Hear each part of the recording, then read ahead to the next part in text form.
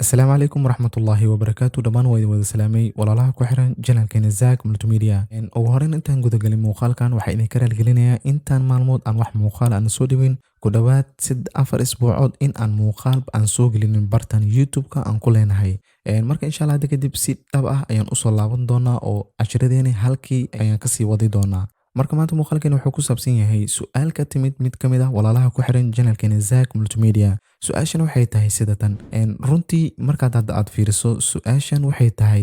in walaalkan doonayo sida zoom in aan ugu sameeyo markaan muuqaalada aan duubayo anigoo adeegsanayo Adobe Premiere Pro runtii aniga markaan aan muuqaal editing gareynayo wax kale uma adeegsado kaliya waxaan adeegsado waxay tahay Adobe Premiere Pro marka zoominka aan adeegsado waa laba zoomin waa zoom oo adiga zoom blur adeegsada zoom caadi ah smoothing waan iska yara adeegsadaa marka waxaan idin kula wadaagi doonaa labada zoomin sida aan aniga ahaan aan u sameeyo marka sida hadda aad u jeedaa muuqaalkan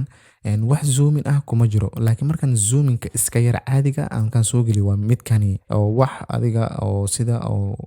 zoom blur oo kale ma sameynayo laakiin halka markaan rabo inaan zoom blur aan sameeyone sidan oo kale ayaan u yara sameeyaa oo qaabkan ayuu previewgiisa naqanayaa marka aan idin la wadaago sida loo sameeyo marka daawasho wanaagsan ugu horreyn hadda waxaan soo furanaynaa Adobe Premiere Pro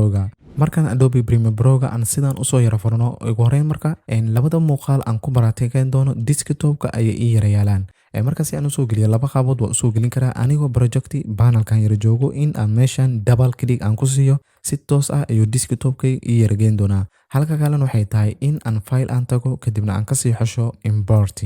markaan import aan dhahno si toos ah ayuu desktop-keena asagana noo geenayaa marka waxaan rabnaa in aan labada muuqaal aan soo gelino marka labadaba anagoo click tahayno ayaan select sidaan u yara saaranaynaa markay select noo saarmaan kaliya waxaan leenahay open marka sida uu dhaqsiyaha badan ayaa waxaa noogula soo gelinayaa projecti panelka muuqaalkan ayaa waxaan rabnaa in aan timeline-ka aan keensano si aan u yara habeeno qaybta ugu horeysa zoominkan waa zoominka iska smoothka ah ma ahan zoomin blur wato zoomin blur watane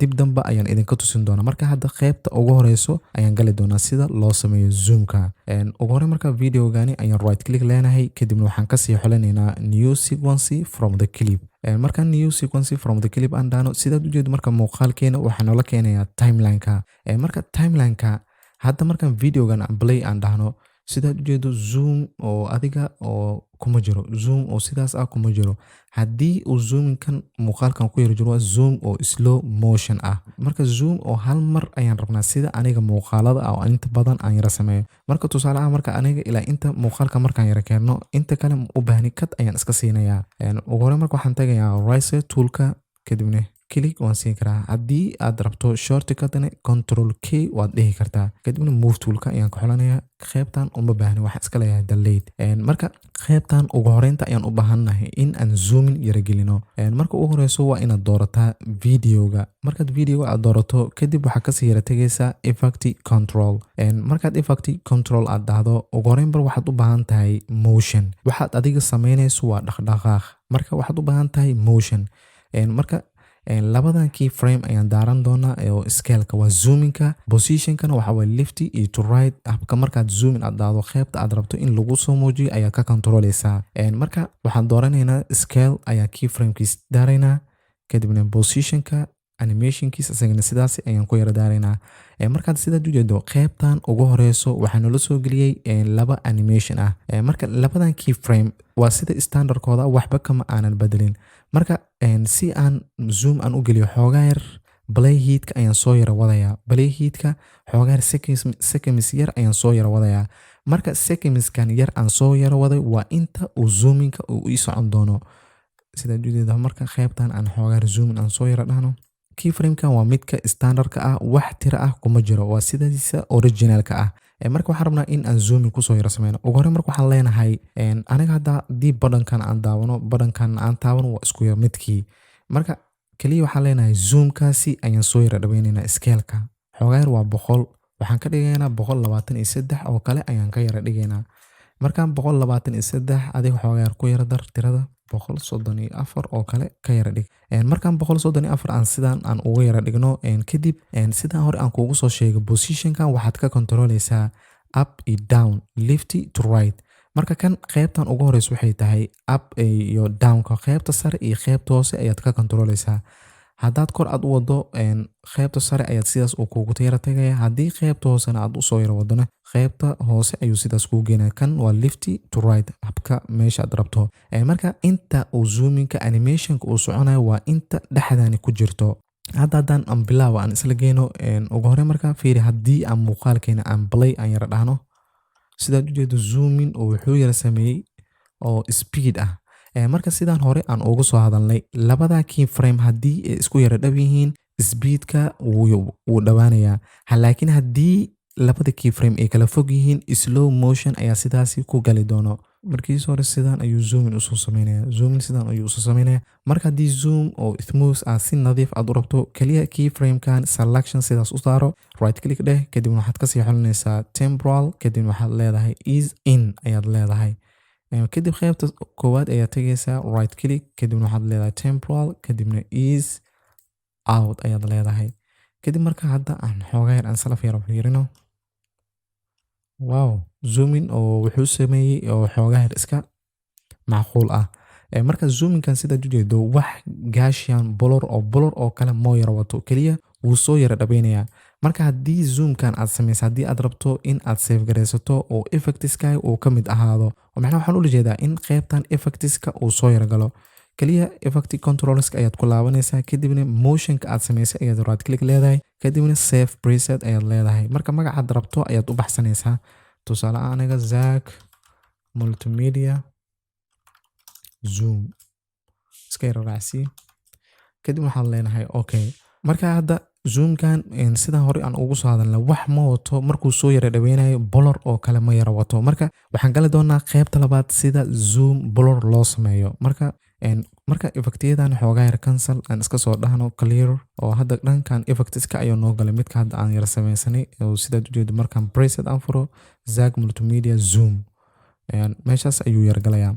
marka waxaan rabnaa videogan kale in aan asagana timelineka aan kusoo yara jiidno oo midkan inta yaragee xooga asagana marka midkan ayaan timelineka kusoo yara jiidi doonaa muuqaalkani timelineka ayaan sidaas u yara keensan doonaa asagana xoogaa yar qayb yar ayaan ka yara rabaa anigoo marka play heat inta ii joogo qaybtan inta mar rabo inuu isoo muujiyo kaliya waxaan leeyahay control k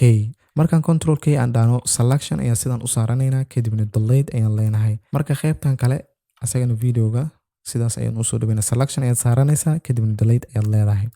marka waxaan rabnaa inaan zoomin bolor aan sameyno sidee ayaan ku samayn karnaa ugu horreyn waxaan tegaynaa project panelka kadibna waxaan kasii xolanaynaa new item marka new item aan furno kadib waxaan kasii xolanaynaa adjustment layer faa'iidada uu leeyahay muuqaal gooni ah ayaan kaga hadli doonaa insha Allah kadib waxaan leenahay okay oo sidiisa default ayaan ku yara dhaafi doonaa kadib waan soo yara jiidi doonaa waxaan keeni doonaa muuqaalkeena qaybtiisa sare ayaan yara keeni doonaa marka sidaad u jeedo kan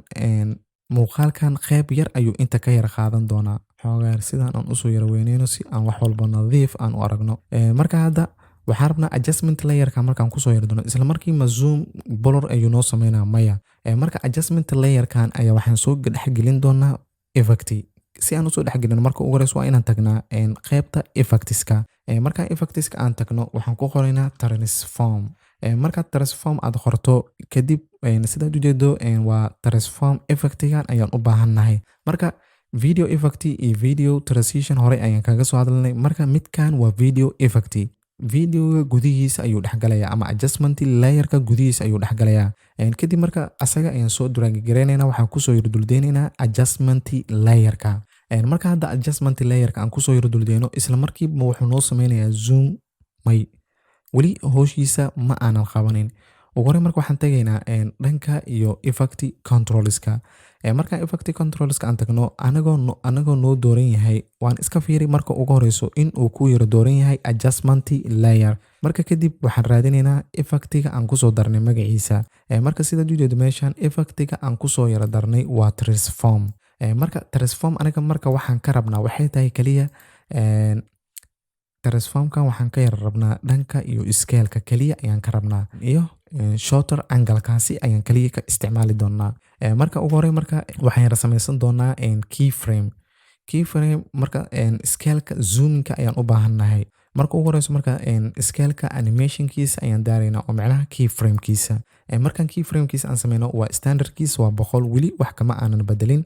marka xoogaa yar muuqaalkan kale markaan sidaan aan u yara galno oo xoogaa yar qeyb yar aan ka yara qaadano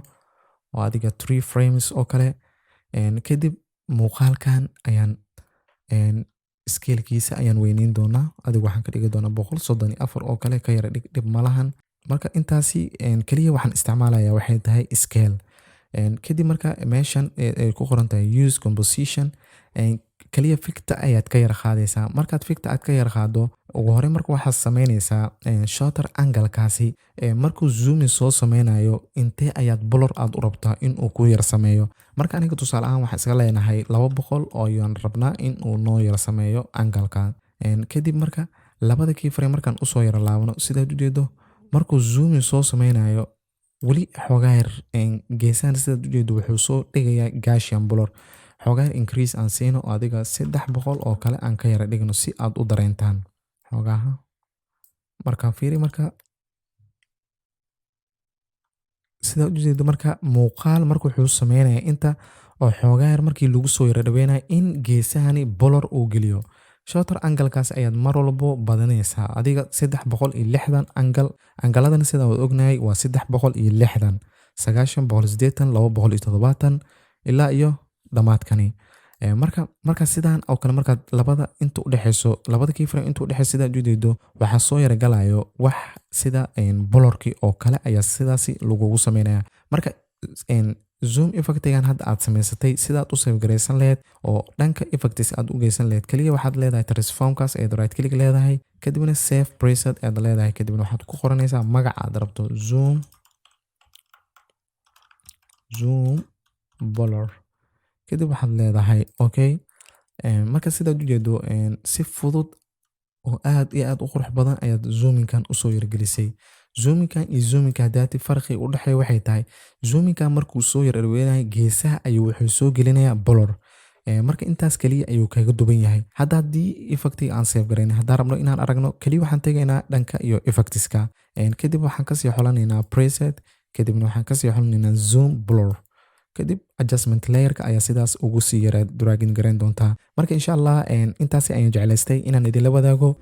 insha Allah marka muuqaalada soo socdaan waa muuqaalo aad inta badan aad aniga ahaan aad iga yar sugayseen in aan idin soo gudbiyo marka intaasi ayaan kusoo gabagabeynaya muuqaalkani haddii ay tahay marka kuugu horeyso channelkeena soo booqato fadlan subscribe saar furo calaamada gambaleelka si ay kuugu soo dhaco muuqaal walba aan soo gelino haddii aad videogan ka faa'iiday like rate si youtube-ka videogan ay usii faafiso una sii gaarsiiso walaalaha kale lana wadaag asxaabtaada muuqaalkan si ayagana ay ugu faa'iidaystaan ugu dambeyntiin waxaan idin leeyahay sidaas iyo nabadgelyo والسلام عليكم ورحمة الله تعالى وبركاته.